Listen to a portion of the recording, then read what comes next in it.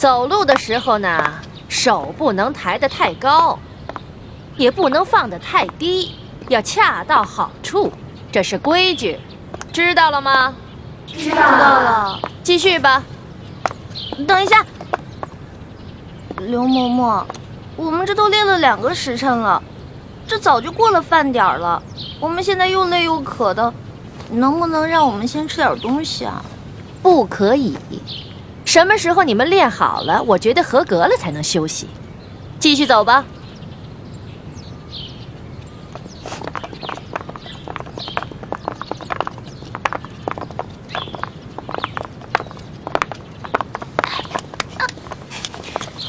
停！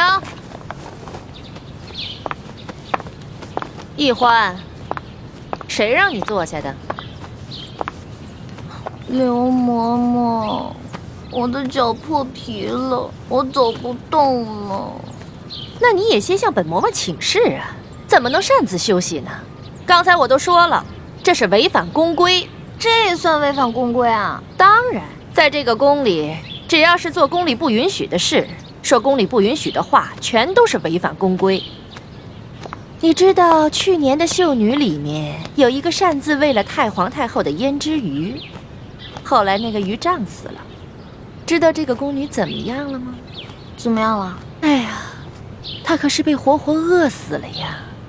饿死了？这么残酷的处罚？刘嬷嬷，那我向你请示，我能不能休息一下？不可以。起来继续。好疼啊！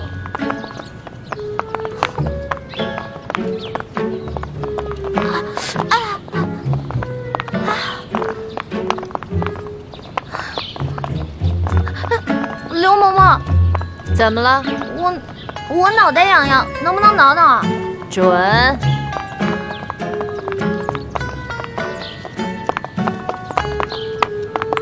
刘嬷嬷，说。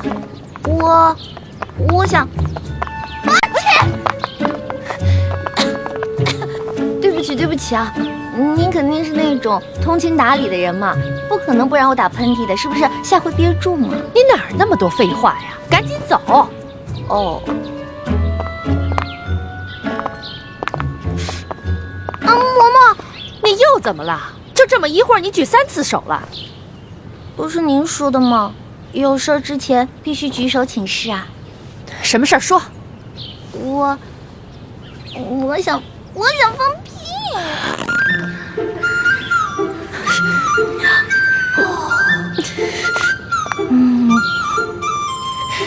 嘿，你个小丫头，我算弄明白了，你这是存心跟我抬杠呢吧？没有，完全没有跟您抬杠，我这不是憋不住了吗？少跟我抬杠，你那点心思以为我不清楚吗？来人呐，把他给我拖下去，杖责20。这……等一下，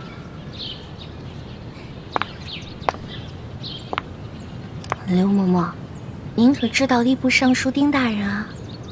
我当然知道啊。那您可知道他是谁的干儿子啊？中堂大人。你的……哎呀，响鼓不用重锤吧？有些话不必说得太透吧？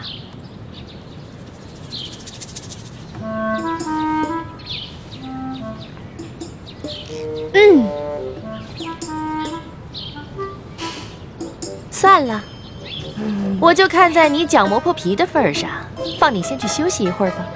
谢谢刘嬷嬷。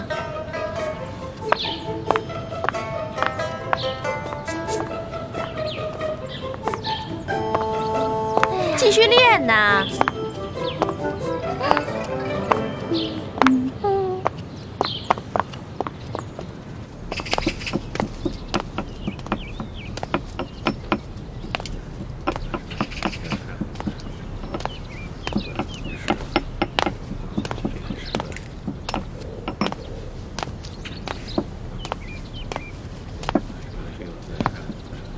这就是咱们的院判大人。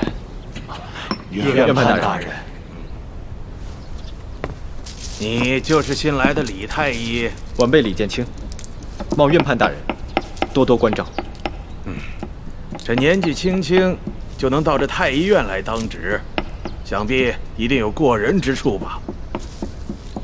这些灵芝呢，有10年生的、20年生的、30年生的、100年生的。药工们在晾晒灵芝的时候，突然下雨了，他们慌慌张张地抢收，把一些灵芝混在一起了。不知李太医可否3日之内将这些灵芝按年份分开，以便配药之用啊？3天时间，恐怕不合适吧？那你需要多长时间呢？1炷香。一炷香，这也太狂了，这怎么可能？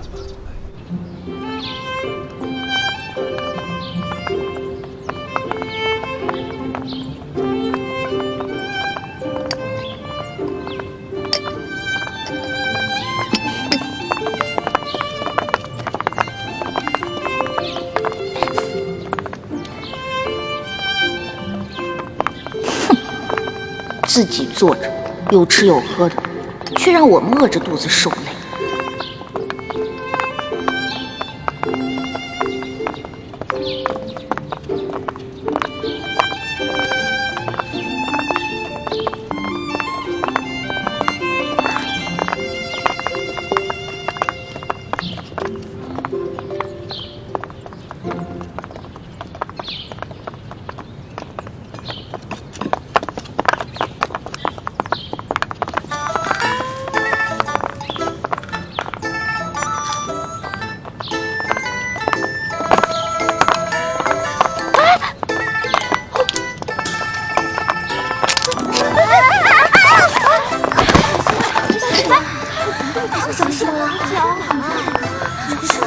没事吧？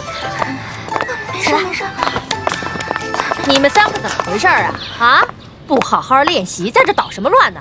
在这跪2个时辰。刘嬷嬷，我们真的不是故意的，实在是踩了什么东西，滑了脚。嬷嬷，这儿有蚕豆，您看，玉兰姐姐准是不小心踩到了才摔倒的。这怎么会有个蚕豆呢？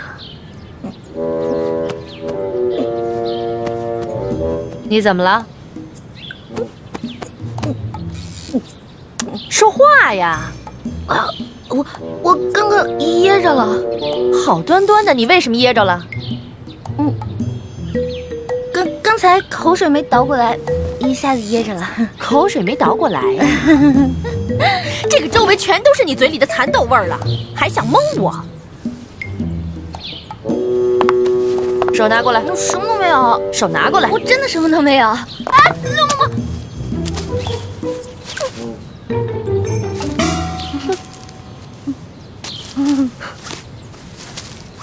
哼，你还想抵赖吗？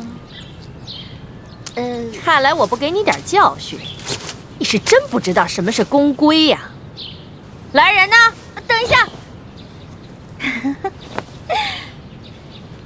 刘嬷嬷，您忘了，我呢可是中堂大人的。什么人违反公规都要受处罚？你以为我到现在还没回过味儿来吗？其实刚才我就想明白了，中堂大人怎么会派你这么一个不知道天高地厚的野丫头进宫来呢？你既然那么嘴馋，又担心挨饿，那我就罚你今天闭门思过，谁都不许给他吃喝。啊！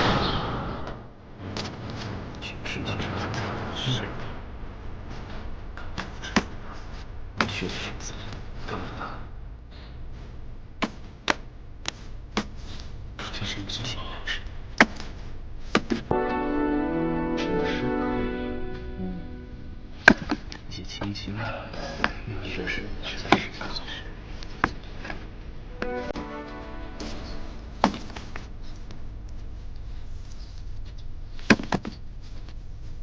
灵芝，它可以从动的，对，这是精妙啊！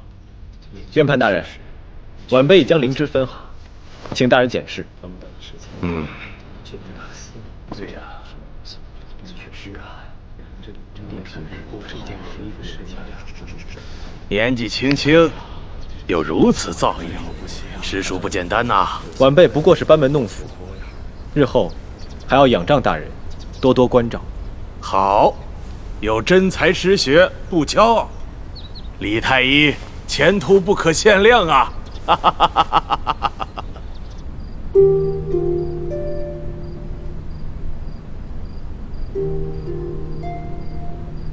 还好还有一颗小蚕蛋。好好吃。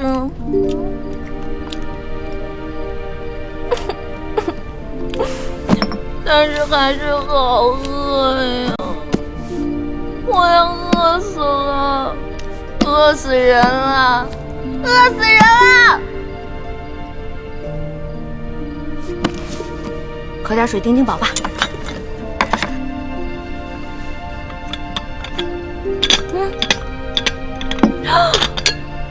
不是吧？啊！哎呀，好饿呀，好饿呀，饿死啦！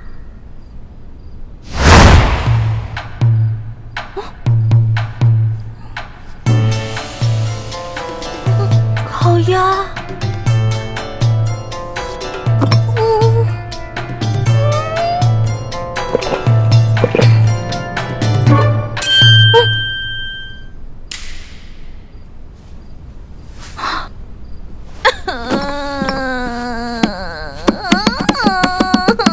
怎么办？我好饿呀！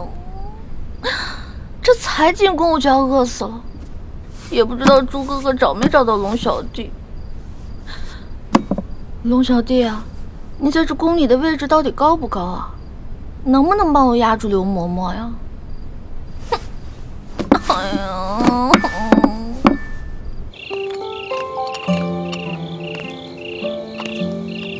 大哥，大哥，大哥，大哥，大哥，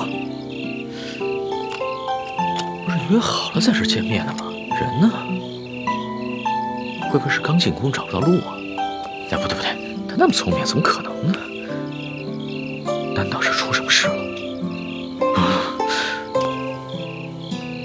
大哥，大哥！哎呀，饿死了！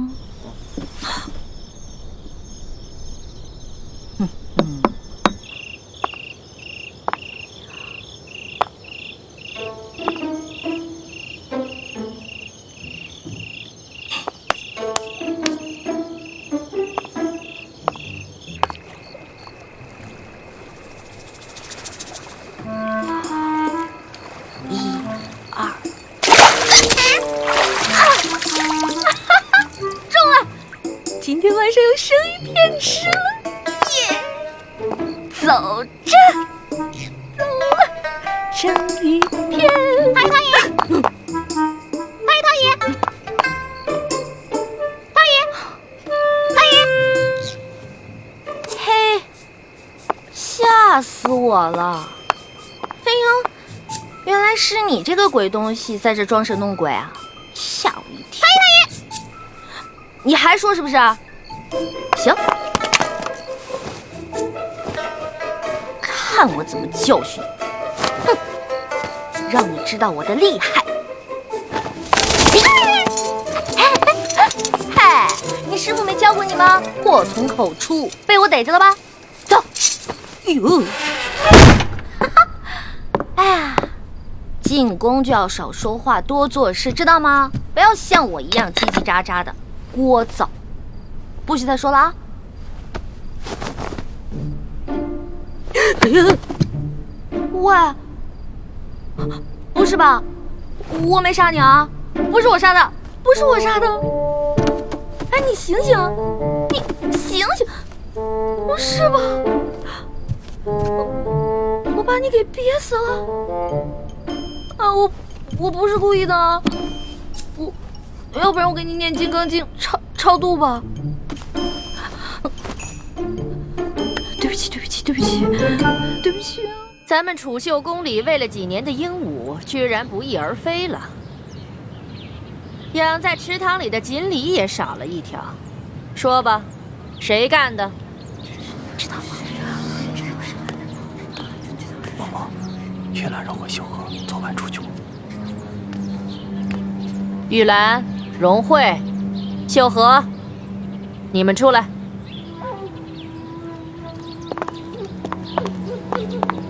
昨天晚上，有人看见你们离开住处出去了，去哪儿了？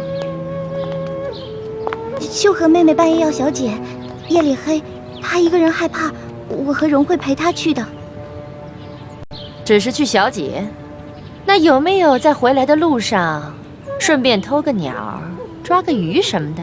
嬷嬷明鉴，我们哪敢在宫里偷东西啊？可是除了你们3个，就没人离开过房间。不是你们还能是谁？来人，把这3个给我拖下去掌嘴，打到招了为止。嬷嬷饶命啊！嬷嬷饶命啊！饶命啊！饶命啊！慢着，昨天除了他们3个，还有人离开过房间。谁？我。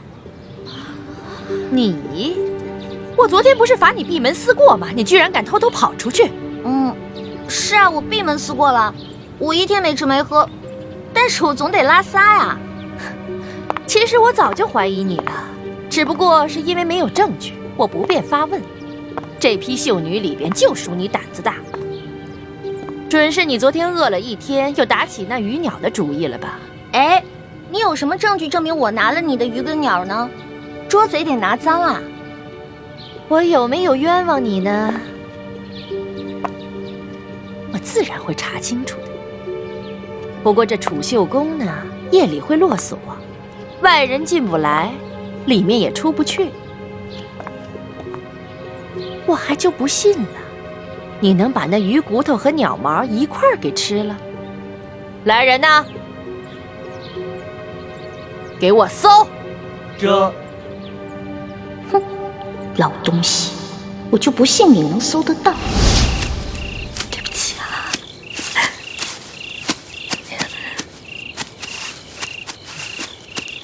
对不起，对不起。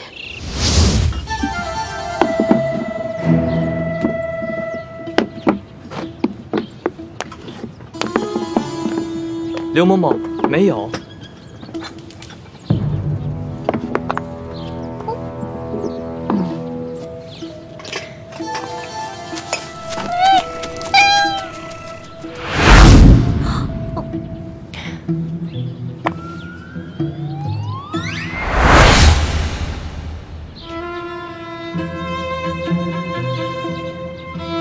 这个丝帕是你的吧？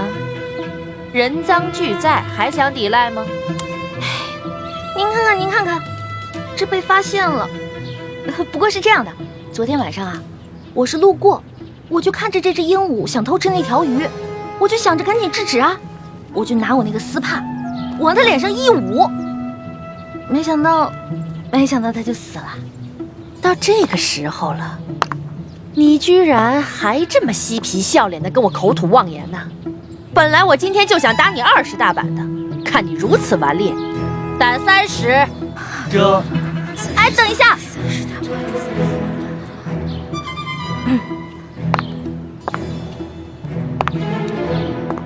刘嬷嬷，您别忘了，我可是中堂大人的人呐。我要是连你这个鬼话都信，那我岂不是白活了这么多年？拖出去打！我说的都是真的。慢着。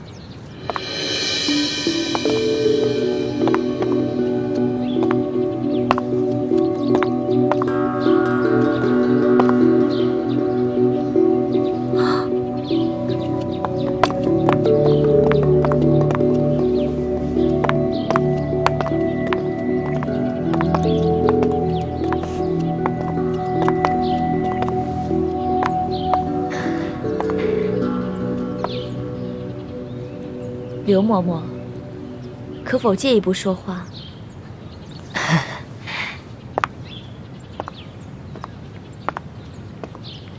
这个秀女，我瞧着倒是挺有眼缘的，就替她说个情吧。昨儿个皇上赏赐我很多珠宝玉器，只是这个镯子我戴着太大了，想来这大小啊，正适合嬷嬷你呢。那就多谢厉贵人赏赐了。今天这事儿就看在厉贵人的面子上，我就不追究了。那就多谢嬷嬷了。这个秀女有些不懂规矩，不过长得嘛倒是挺可人的。嬷嬷不如把她交给我，我来替嬷嬷好好调教调教。厉贵人你亲自调教，那自然是一小主的福分了。易欢，还不谢过厉贵人？易欢，谢过厉贵人。徐姐姐，师傅们真的不应该把你安排进宫。这大清的皇上是咱们最大的敌人，你却要委曲求全，委身于他。一想到这儿，我这心里就堵得慌。你也别太怪师傅们了，他们这么做也是为了尽快找到铜匣，拿到藏宝图和议事名册，壮大咱们联盟的力量。可是这是牺牲了你一生的幸福啊！个人的幸福比起光复大明的大业，不足为道。更何况，我早就是一个无父无母的孤儿。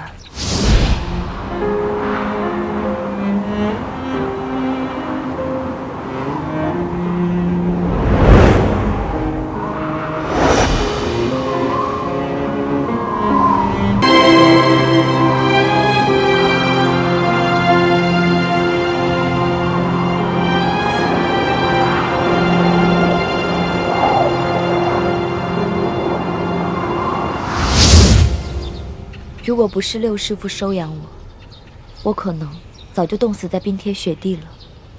我跟六师傅名为师徒，实则亲同母女。可惜，好日子没过多少年，梅花门就遭到了血洗。那个时候，我年纪还小，什么都不懂。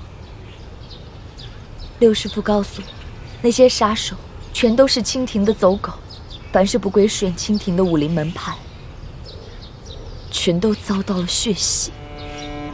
这么深的血海深仇，让你一个弱女子来报，实在是……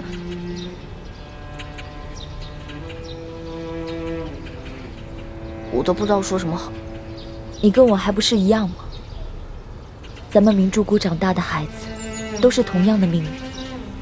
就连你和大师兄，你们一个是大明最后一个太子，一个是大明未来的太子妃，可为了光复大明的大业，不也冒着险潜入这紫禁城了吗？可是我不一样啊，我进宫是为了引起康熙跟鳌拜的内斗，只要一旦得手，我们就可以撤了。可是你要一直以身试敌，留在这紫禁城里，直到找到铜匣为止。你也不用太替我担心，我一进宫就得到了皇上的宠爱。我跟六师傅正努力在宫中收买耳目，拓展资源，相信我们很快就能找到铜匣，完成任务。雪姐姐，从小我就觉得吧，大人为什么总是宠你，给你贵重的首饰、好看的衣服，谷里牛羊挤的奶不给我们喝，却给你泡澡，原来是想把你养大送进宫里啊！我小时候实在是太小心眼了，居然还会嫉妒你。一欢，那个时候咱们都是小孩子，难免会争大人的宠。以前全谷的人都宠着你，可我一进谷，大家却更宠爱我了。换作是我啊，我也会嫉妒。但现在你都知道了，在师傅们的心里，最宠爱的人始终都是你。雪姐姐，你放心吧，我跟猪哥哥已经进了宫了，而且我还结识了皇上的心腹侍卫，叫做龙三。我们也会想尽办法帮你一起找到铜匣，到时候我们就可以一起离开这个龙潭虎穴了。好，我们一起努力。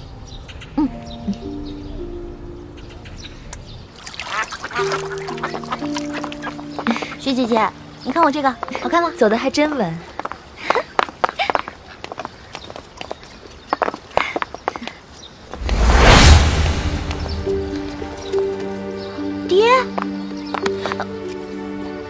姐，那不是我爹吗？他怎么进宫当太监了？那不是你爹，那是李德福李公公，大内总管。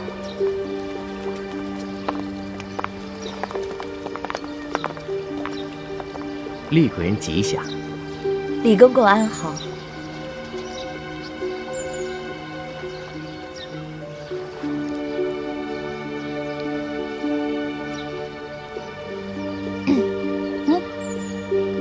秀女李易欢给李公公请安。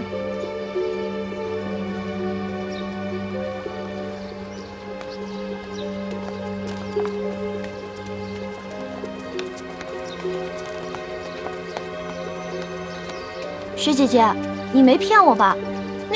那个太监真的不是我爹啊？他真的不是。我刚进宫的时候，一看到他也把我吓一跳，差一点把他错认成大师傅。可我再多看几眼，就看出了差别。大师傅为人严正，心地坦荡，脸上的神情总是很严肃，喜怒都能看得出来。而这个李公公却是个深藏不露的笑面虎，你永远也看不出他心里在想什么。怪不得，你都被封为贵人了，他对你好像还不是特别的恭敬。这你就不知道了。来，这李公公啊，是这宫里的大内总管，在这宫里面很有权势，再加上深得太皇太后的宠幸，所以啊，后宫的嫔妃们都特别巴结他，连皇后都不例外。我只不过是一个小小的七品贵人，他自然不会把我放在眼里了。怪不得呢。这个李公公刚才还对你打声招呼，跟我连理都不理。欢儿，你以后见到李公公一定要主动打招呼行礼。这紫禁城可不比咱们明珠谷。哦，为人处事一定要小心谨慎，稍有疏忽就得罪了人，别人在背后害你，你却一无所知，那岂不是很危险？哎呦，这皇宫简直不是人待的地方吗？你啊，从小一向在外面野惯了，如今也身不由己进了宫，还真是难为你了。你和你那个结拜兄弟龙三联系上没有？别说了，根本就没有。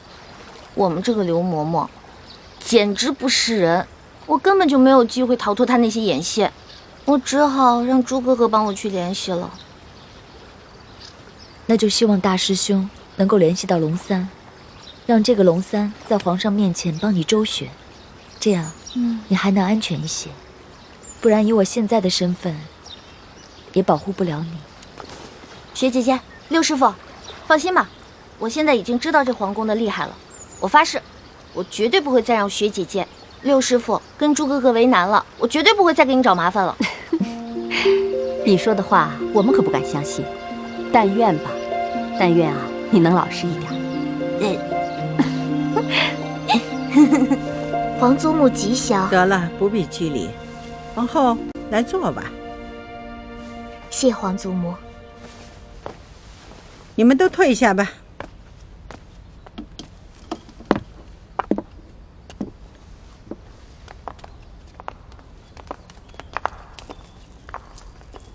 皇祖母，出了何事？哀家刚刚得知，这批秀女中混入了鳌拜的奸细。奸细？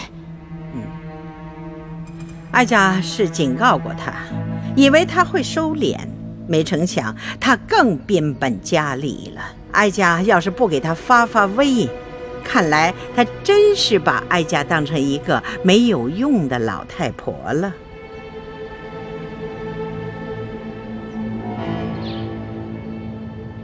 我前几天和另外一个太医被院判大人留在院中值夜，没能找到机会出去。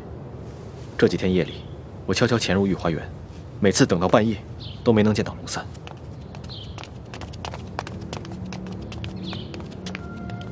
他会不会跟你一样，被派到某处值守，没有机会跟我对接啊？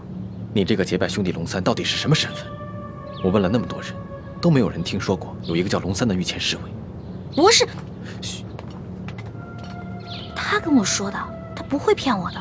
你怎么知道他不会骗你？你没什么江湖经验，跟他交往又不深，他未必会真心对你。可是我们是拜了把子的。拜了把子又如何？你对他，不也隐瞒了你自己真实的身份吗？都怪我，每次跟他接头都在京城第1酒楼，什么都没顾上，光顾着吃了，都没打探出他到底什么身份。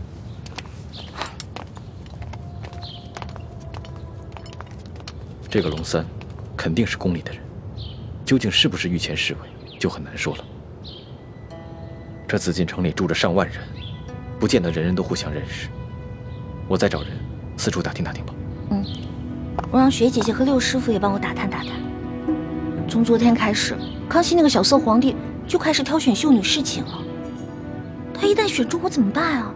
在此之前，我得赶紧找到龙小弟，让他帮我在皇上面前好好周旋。好，你最好画一张龙三的画像给我，我拿着画像去打听。好，今天晚上给你画，明天找机会给你。好，散了吧。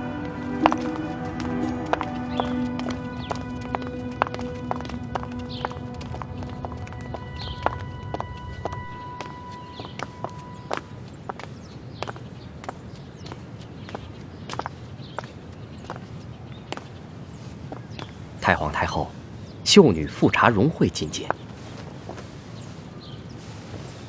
荣惠给太皇太后请安，太皇太后吉祥。抬起头来。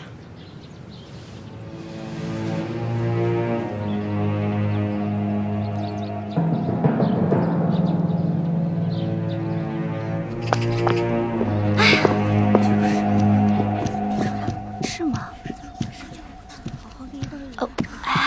玉兰姐姐，他们这是怎么了？荣惠姐姐她，荣惠姐姐怎么了？她昨天不是被叫去侍寝了吗？她可是这批秀女当中第一个被叫去的，你不是还挺羡慕她的吗？她不知道做错了什么，惹怒了皇上，被太皇太后赐死了。惹怒了皇上，被太皇太后赐死了。我们大家都吓坏了。对了，今天晚上秀禾姐姐也去侍寝了，不知道她今晚的运气能不能好一点。我的天哪，我还是赶紧先画画吧。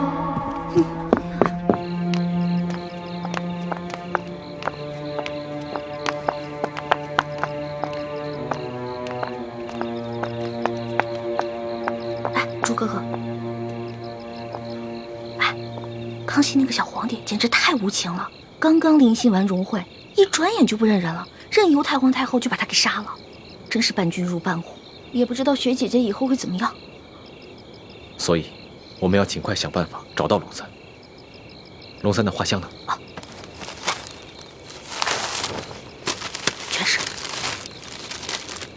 怎么这么多？我有点不太确定自己画的像不像，我就多画了几张。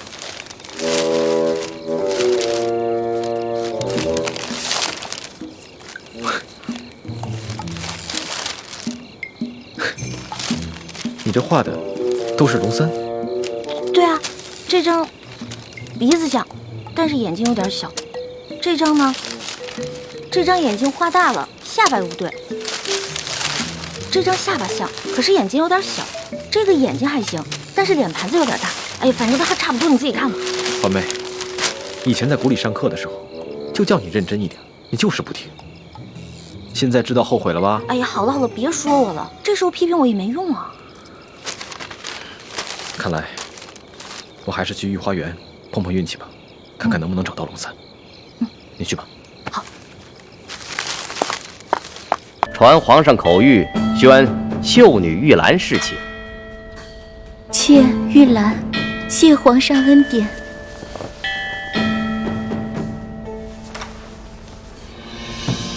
起来吧，随咱家前去沐浴更衣。李公公，秀禾呢？他为什么一直都没有回来？他不会再回来了，他也被太皇太后赐死了。姐姐，公公，可知道秀禾犯了什么过错，被太皇太后赐死了？可否提示一下，也好让妾吸取教训。这个嘛，咱家也不清楚。主子们要赐谁死，那还不是一句话的事，谁又敢多问呢？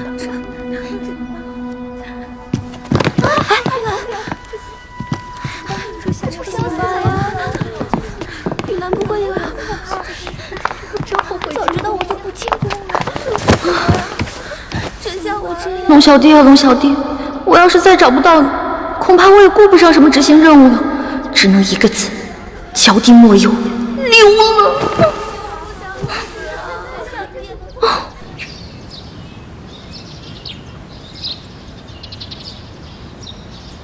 混入秀女中的3个奸细，都被哀家给处置了。这下皇上该清静了。皇祖母，如此一来，鳌拜一定会对你老人家怀恨在心的。这宫中啊，爱哀家的，恨哀家的，就像哀家的头发丝一样多。如今他们也老了，这头发细的也都掉得差不多了。哀家就是为了皇上，不管他是明枪或暗箭，哀家都能挡得住。皇祖母，皇上常说，没有皇祖母就没有他，是您为他和大清江山撑起了这一片天。那是，哀家跟皇上相依为命，这么许多年不容易呀。皇上啊，是哀家的命根子啊，他只要不像他的皇阿玛，哀家就心满意足了。皇祖母放心，皇上不会重蹈先皇覆辙的。这么多年来，皇上从来没有对哪个妃子特别上心过。宫里来了那么多的秀女，皇上似乎也没有多大兴趣。他才多大，正当年少，又急于亲政，这男女之事啊，自然不往心里去。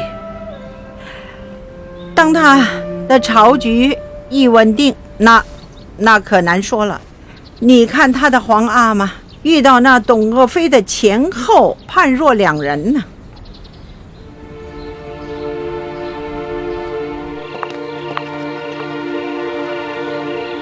玉兰也被刺死了。康熙那个小皇帝一定是疯了，居然一连3天选了3个秀女侍妾，等天一亮就借口他们事后不周，把他们交给了太皇太后。太皇太后竟然把他们都给刺死了。这事儿不对啊！康熙性情沉稳，不像是那种喜怒无常、嗜杀成性的人。而且清晨告诉过我，康熙召他侍寝的时候是很温存的，一点都不难伺候。那他怎么会一连3天要刺死3个秀女呢？这事一定有蹊跷。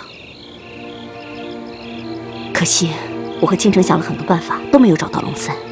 不然可以让奕欢去问问龙三，这究竟是怎么回事。六师傅放心吧，奕欢已经想到找到龙三的办法了。哦，是什么办法？既然奕欢找不到龙三，那就只能让龙三来找奕欢了。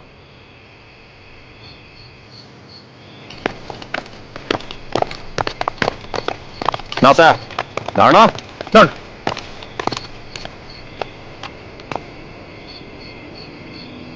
哎，奇怪了，这谁呀？居然这么大胆儿，在这紫禁城里给我放孔明灯。义父，此事蹊跷，这孔明灯上还印着2个字“龙三”，这会不会是什么行动暗号？纳赛，你带2个弟兄，把这盏孔明灯给我取下来。这，你们俩去御花园里看一看，到底是谁在放孔明灯，有什么目的？这。走，我们去保护皇上。这。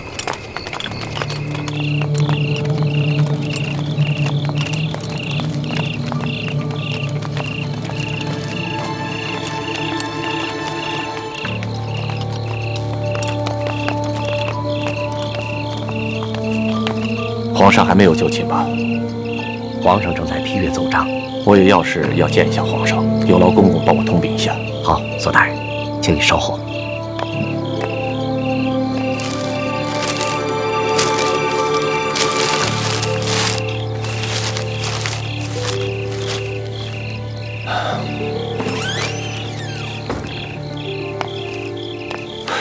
怎么样，李公公？左大人，皇上宣你觐见。啊，多谢了。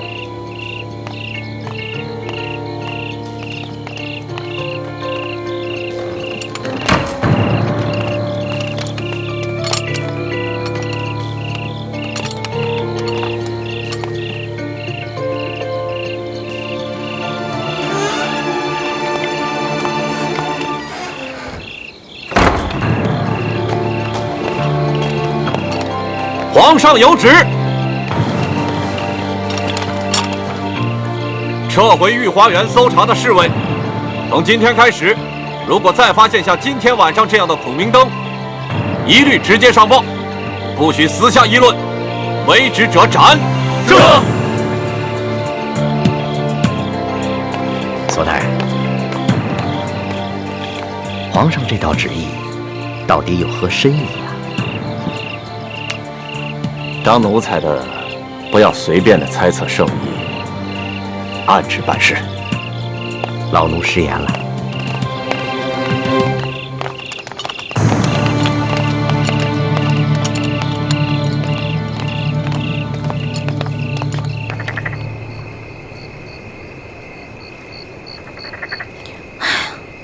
这个龙小弟，你要是今天再不出现的话，我就跟你绝交。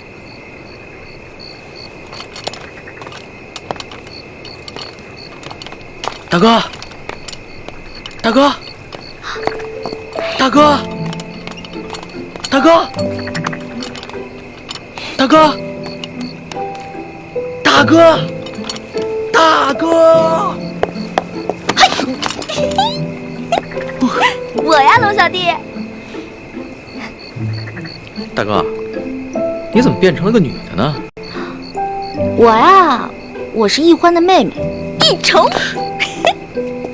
大哥，你可别开玩笑，你手上那个玉扳指还是我结拜的时候我送给你的呢。这个呀，这是我大哥送给我的。这不可能，我大哥答应过我送给他的东西他不会转送给别人的。所以，大哥，你到底是男的还是女的呀？龙小弟，我发现你这个人啊，身体不强，功夫还差，这江湖经验更是差得离谱，连我女扮男装都看不出来。我告诉你啊，亏得你是在皇宫里当差，你要去江湖混啊，早被别人当成下酒菜给吃了。得了吧，我早就认出来你是女的了。只不过我出身于官宦之家，从小见的女子都是胆小羞涩，大门不出二门不迈的。头次见到你这么大胆子，还敢溜进宫里偷吃东西，我呢就想看一看，接下来你还会耍什么花样。你的意思是说，你早就看出来我女扮男装了？我只是没有江湖经验，可我不是傻瓜呀。反正我们都已经结拜了，我就是你大哥，你就是我小弟，不管我是男是女的，你都得喊我大哥，知道吗？不行不行，你只比我小1岁，又是女的，你还让我叫你大哥？哎，你就老老实实做我的小妹吧。不行不行不行，从小当小妹我都当腻了，好不容易落个大哥当当。我告诉你啊，这个当大哥啊，不是按照年龄，不是按照性别，而是按照能力的大小。如果你能打过我的话，大哥给你当啊。好吧，论武力，我确实不是你的对手。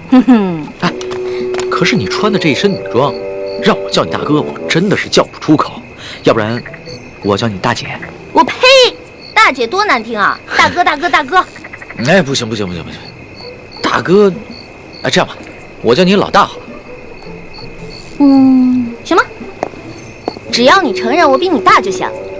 我问你，罗小弟，这几日我哥哥约你在这儿见面，为何都不露面啊？这前2天啊，皇上派我秘密出宫执行一项任务，我这不刚回来吗？那我跟我哥哥四处打听，为什么都没有人知道你龙三这个人啊？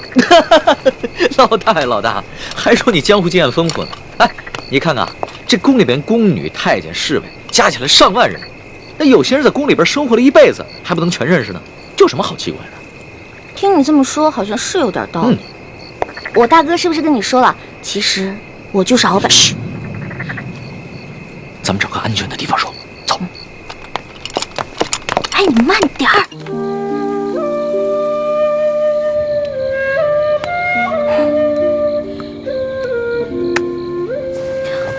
对了，龙小弟，如果你跟皇上揭发鳌拜图谋不轨、伪造秀女的事情，是不是可以治鳌拜一个大罪啊？老大，你想的太简单了。这鳌拜把持朝政多年，连先帝伟人的辅政大臣苏克萨哈都敢杀，这伪造秀女的身份又算得了什么？就算皇上追究起来，到时候他自然有办法推得一干二净。而且，愿意为他顶罪的人多了去了。那怎么办？咱们拿鳌拜就没办法了？其实，鳌拜在暗中培训美女，送入宫中和各大臣的府上做耳目，皇上是早有耳闻的。只不过皇上刚刚亲政，没能把持实权，所以只能暂且隐忍了。可我万万没想到，他居然会找上你。嗨，我呀，本来可以施展轻功溜走的，但是我一想，我不是还有我的龙小弟吗？所以我打算把这些都告诉你，你跟皇上说，没准还能立个大功呢，是不是？没想到老大居然肯为我冒这么大的风险。哎，对了，老大，那个大补丸的解药要不要解？有没有解呀？哎，那个大补丸啊，当然当然要紧了。那个大补丸可是鳌拜独家秘制的毒药，我跟我哥哥拿它都没办法。但是我一想，为了你，龙小弟，我要心甘情愿，哪怕是上刀山下火海，也在所不惜。老大，还是你对我情深意重。等皇上抓着鳌拜以后，一定会逼着鳌拜交出大补丸的解药的。唉，那个小皇帝我是指不上了。一连3天，临幸的3个秀女，天一亮就被太皇太后直接给除掉了。像这样的暴力昏君，你说他就算抓住了鳌拜，掌握了大权，与我跟天下老百姓有何关系啊？老大，其实你误会皇上了。那3个秀女啊，都不是普通的秀女，她们都跟你一样，是经过训练送到宫中来当奸细的。你是说，在这批秀女当中，还有其他秀女是鳌拜的奸细啊？当然，不仅鳌拜，还有吴三桂，还有一些心怀不轨的大臣，都在秀女当中配置有自己的亲信，妄图把手从朝堂之上伸到后宫中来，用来控制皇上。天哪，被你这么一说，好可怕呀！这原来看似平静的皇宫，有这么多阴谋啊！不过可惜那3个秀女了，她们有什么错呀？她们肯定也是受人胁迫才不得已的。哎呀，这个皇帝心真狠，把他仨全杀了。老大，这权力之争啊，不像是请客吃饭，而是你死我活的较量。皇上要是在这个时候仁慈一点，那他就会被像鳌拜那样的权臣掌控得死死的。龙小弟，你说皇上会不会把我……若是皇上呢，悄悄派人查出你的底细啊，那你这小命肯定就不保了。但是我已经跟皇上禀报过，所以一定会保你没事的。真的啊？而且你要是配合皇上抓住了鳌拜，一定会立下大功的。哎，如果我配合皇上抓住了鳌拜，他是不是可以给我好多奖赏？那当然，赏赐的金银珠宝你3辈子都花不完。真的假的呀？那这一趟冒险我可值了。说吧，让我怎么配合皇上？怎么配合皇上？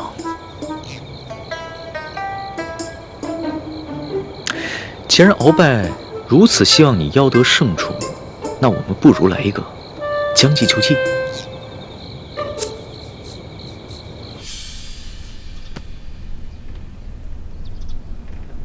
小主的身子并无大碍，可能是饮食不调积了食，待我为你开几服消食化积的药，服下便好了。可不及时嘛！这宫里的茶点饮食实在太好吃了，我一吃根本停不下来。这宫里处处潜藏着危机，你要把性子收敛一点。知道了，你怎么还是老毛病啊？到哪儿都想管住我。少跟我抬杠。说正经的，我觉得龙三的计划不妥。你别忘了，你是大明晋王的郡主，我未来的太子妃，怎么能去给大清的皇帝侍寝呢？又是这句话，我不是都说了吗？不是真的去侍寝，这是他跟皇上商量的一出戏，为了骗鳌拜的，不会真的去给小皇帝侍寝的。话虽如此，可是如果你真的进了小皇帝的寝宫，这半夜3更孤男寡女的，小皇帝又是青春年少，你又这般貌美，万一他想假戏真做了怎么办？不入虎穴焉得虎子。而且龙三都跟我说了，前段时间这个小皇帝啊，中了鳌拜的慢性毒药，大伤元气，到现在还没有恢复呢。对你呀，我永远没办法放心。我给你准备了一条禁过蒙汗药的丝巾，如果他真的对你起了色心的话，你就想办法让他嗅这条丝巾，你自然就没事了。小心藏好。记住了，如果你真的让他占了便宜的话，你就干嘛？吃了我？你就知道欺负我，我自然不敢对你怎么样。可是如果他真的，我就算豁出我这条命，我也要宰了他。猪哥哥，平时看你挺稳重的，怎么一到这种事上那么冲动？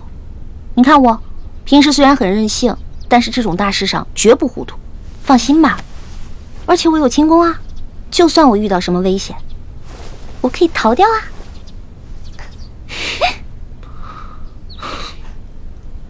我这就为小主去煎药去。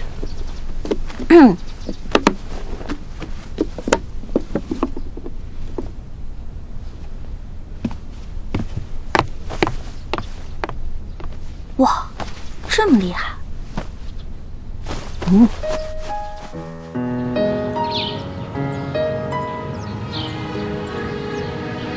皇上有旨，宣易欢姑娘侍寝。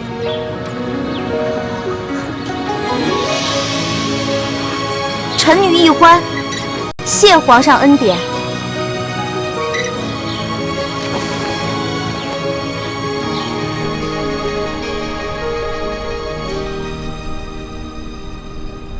清晨的风吹如花，落入尘世的繁华。白云来卷风沙，恨不过一生的牵挂。愿做他掌上的明珠，献上我纯真的祝福。你来照我心，献情礼物，留下无悔的情愫。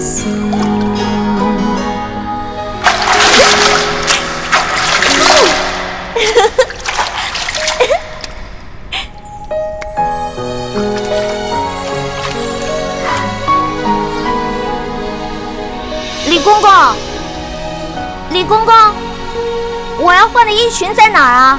易欢姑娘，侍寝是不能穿任何衣服的。你要是沐浴完了就请出来，我们为您裹上红绸，然后呢就抬去皇上的寝宫。不能穿衣服啊？对，就连任何首饰都不能戴。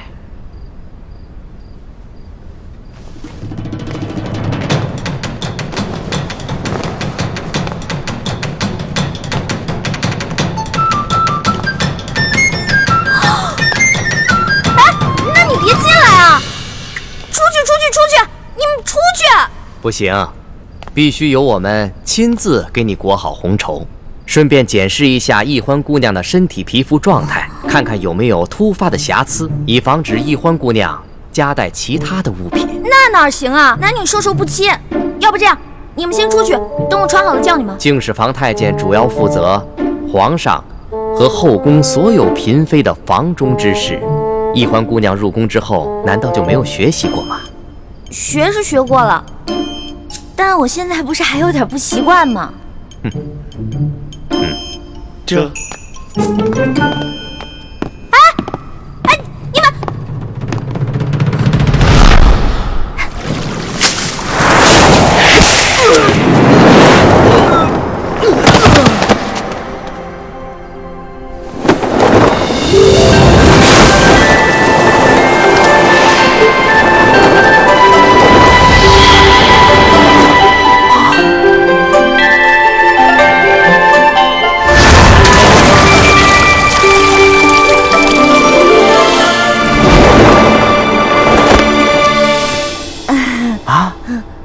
易欢小主，你居然会轻功？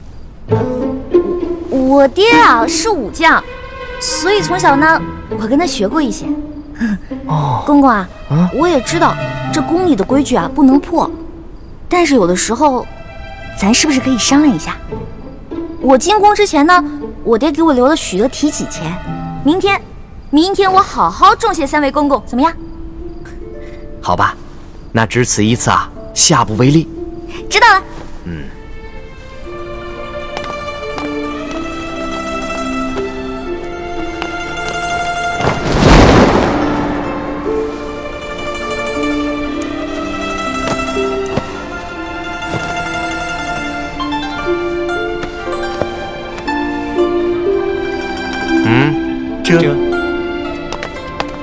哎，那个公公，我把那个丝巾拿一下，我的丝巾，我的丝巾，我的丝巾！哎，公公！易欢姑娘，别说丝巾了，一根丝线都不能带。我的丝巾，公公，我的丝巾！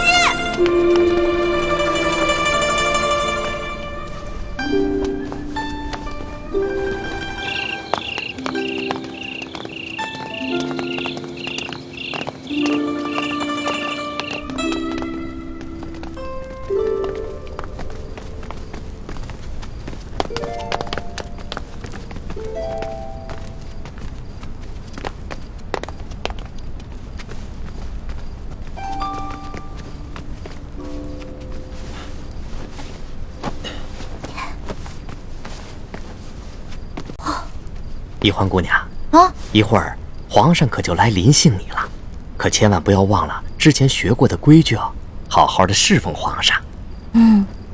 好，挂帘子。这。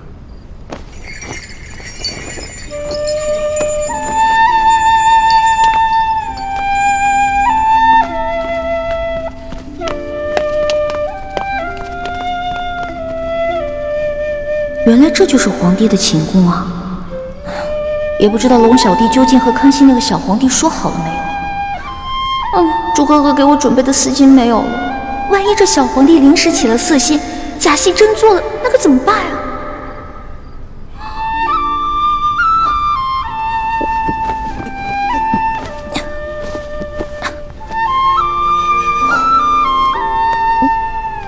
完了！朱哥哥要是看到我穿成这个样子，肯定会气个半死。要不趁这个小皇帝还没来，我赶紧溜了吧。万一那个小皇帝怒了砍我的脑袋，那龙小弟肯定会帮我求情啊。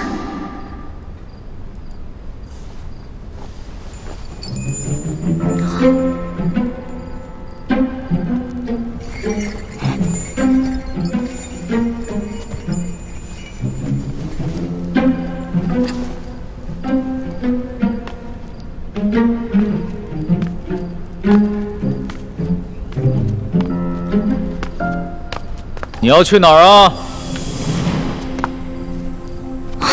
你谁啊？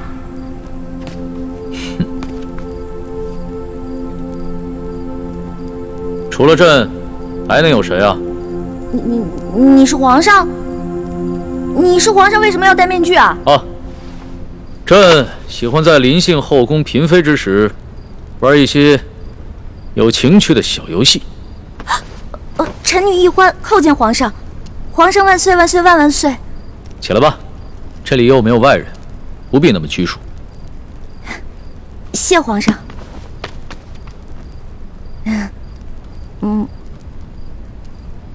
皇上，原来您这么和气啊！我一直……不，说错了，臣女是臣女。没关系，这里没有外人，朕允许你自称我，这样说起话来才更自在。对了，你刚刚要去哪儿啊？我刚刚觉得这屋太黑了，我打算出去找几盏灯，拿回来点一下。朕在就寝的时候啊，喜欢光线暗一些。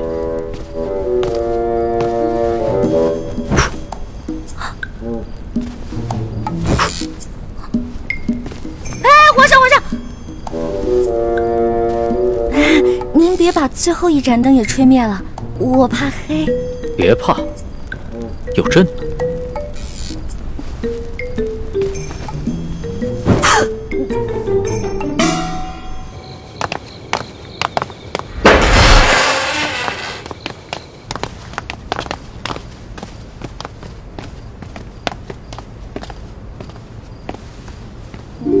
微臣李建清叩见厉贵人。李太医免礼。谢厉贵人。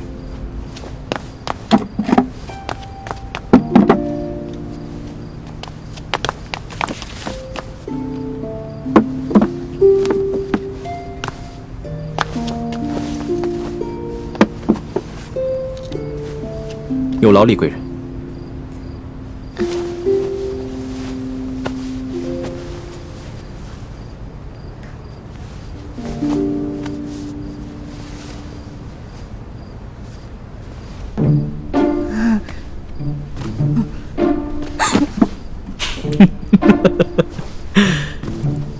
你看起来好像在发抖啊，很怕震啊？我没有，我只是觉得这屋子比较冷而已。哦，你穿的这么少，难怪会冷。要不然这样，你到朕的龙床上躺一会儿，盖着被子暖暖身子。哦，让我上床，这小皇帝果然没安好心。我突然不冷了。那就让朕抱抱你，替你暖暖身子。你果然很怕朕啊！